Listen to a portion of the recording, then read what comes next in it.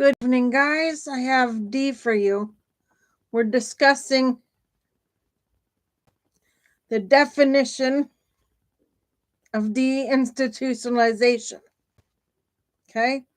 Now, this one is a very important subject to me because in the world of gerontology, I used to go and help people go back home from facilities.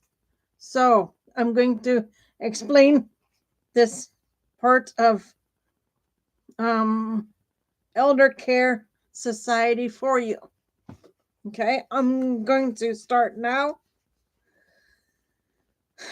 What is deinstitutionalization? Deinstitutionalization refers to a sweeping shift in mental health and disability care policy that began in the mid 20th century, aiming to dismantle large, often isolated institutions and replace them with community-based supports. It's not just a change in where people live, it's a transformation in how society understands care, autonomy, and inclusion. Historical contexts and catalysts. The movement gained momentum in the 1950s and 60s, driven by confluence of forces.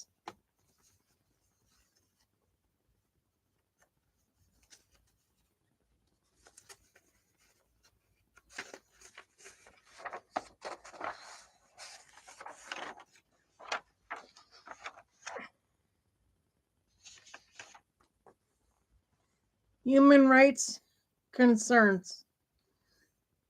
Investigations revealed widespread neglect, abuse, and dehumanizing conditions in psychiatric hospitals and residential institutions. Medical advances. The development of antipsychotic medications like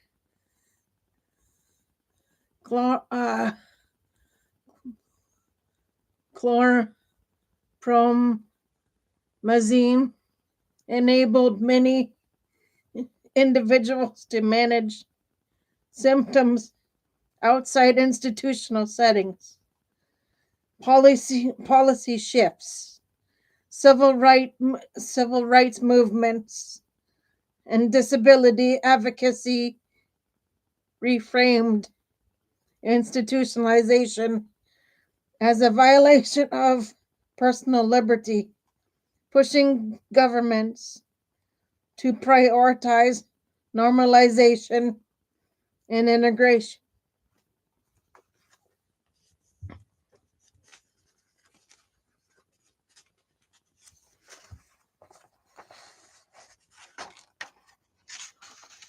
Economic pressures.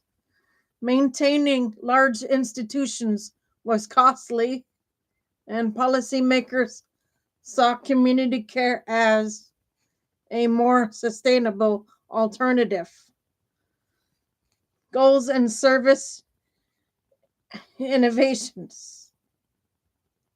At its core, deinstitutionalization aims to restore dignity and independence by reducing institutional populations through discharge programs, shorter stays, and stricter administration criteria, admission criteria, creating alternatives, supported housing, insertive community treatment or ACT, teams, peer supports, networks, and mobile crisis units.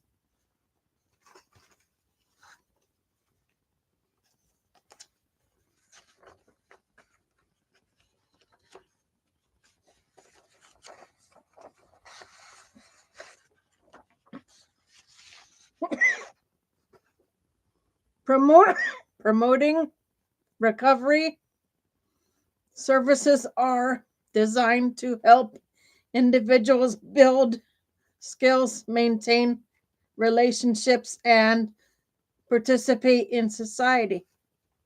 These models often blend clinical care with social supports, recognizing that mental health is shaped by housing, employment, relationships, and cultural belonging.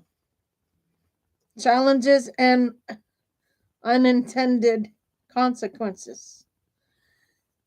Despite its ideas, deinstitutionalization has often faltered in practice.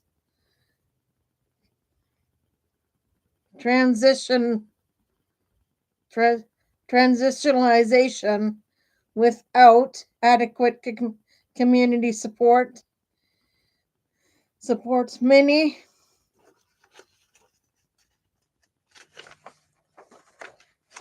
individuals end up in jails, emergency rooms, or nursing home settings, ill equipped for mental health care, homelessness, and isolation.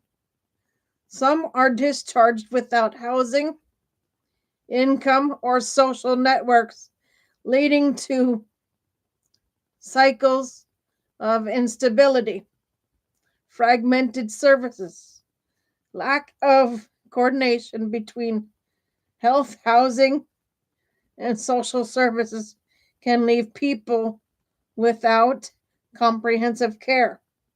Successful transitions require not just policy change, but sustained investment, cross-sector collaboration, and culturally responsive planning.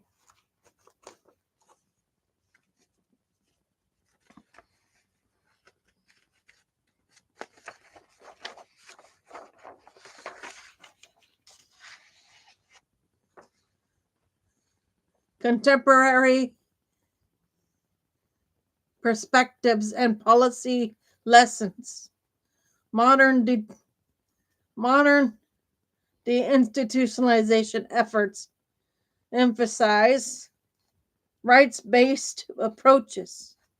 Closing abusive facilities must be paired with empowering person-centered alternatives. Community governance, local organizations, and peer-led initiatives often provide more culturally attuned and trusted care. Monitoring and accessibility. Evaluating outcomes like quality of life, autonomy, and service access is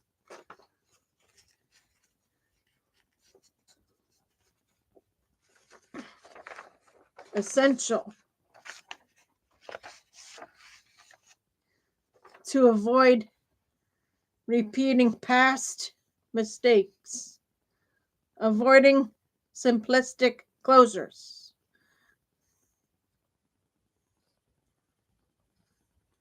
Shuttering institutions without building robust community infrastructure risks re-traumatizing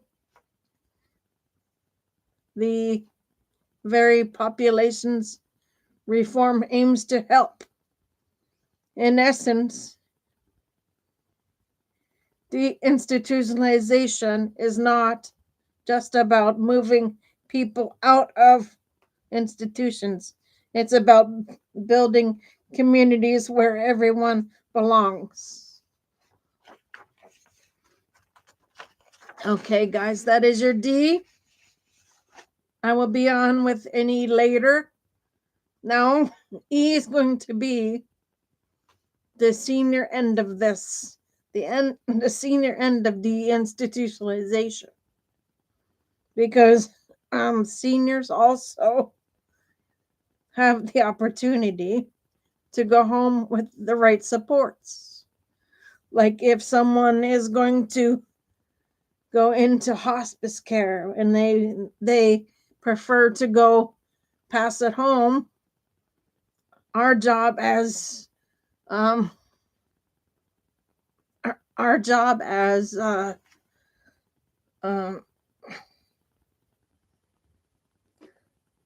gerontologists is to make that happen. If that's one of their wishes, to go pass with supports at home, that's one of our goals to help them do. Me as a person who deals with elderly people a lot, my whole goal is to see somebody happy. Like what I mean by that is take one of my residents that's in a facility who wants to leave, gather all the necessary information, all of the necessary stuff they need, and support them on their way out to their house or an apartment with the right supports. Now you get them attendant care out in the community with attendant care hours. Teach them how to treat their attendant, the people that work for them. You've got to teach these people how to live in a society, but it can be done, folks. I'd rather see that happen for someone. It's much cheaper having them out in society. It's more, you pay more for facility care. Depends on what they want. Depends on what they want as people. So I thought I'd do that one for you, for D. So for now, Gator Wellness, take care, folks.